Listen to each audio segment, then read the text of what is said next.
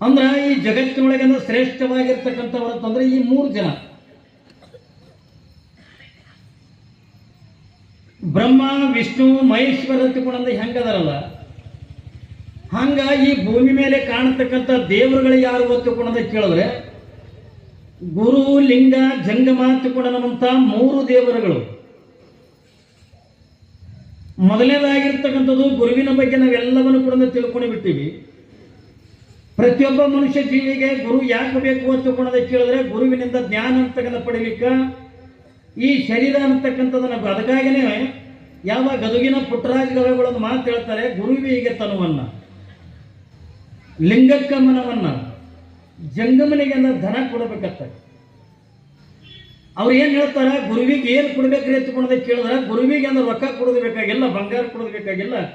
ಏನ್ರಿ ಗುರುವಿಗೆ ಅಂದ್ರೆ ಏನ್ ಕೊಡ್ಬೇಕಂತ ಕೇಳಿದ್ರೆ ಗುರುವಿಗೆ ಈ ಶರೀರ ಅಂತಕ್ಕಂಥದ್ದನ್ನ ಒಪ್ಪಿಸ್ಬೇಕು.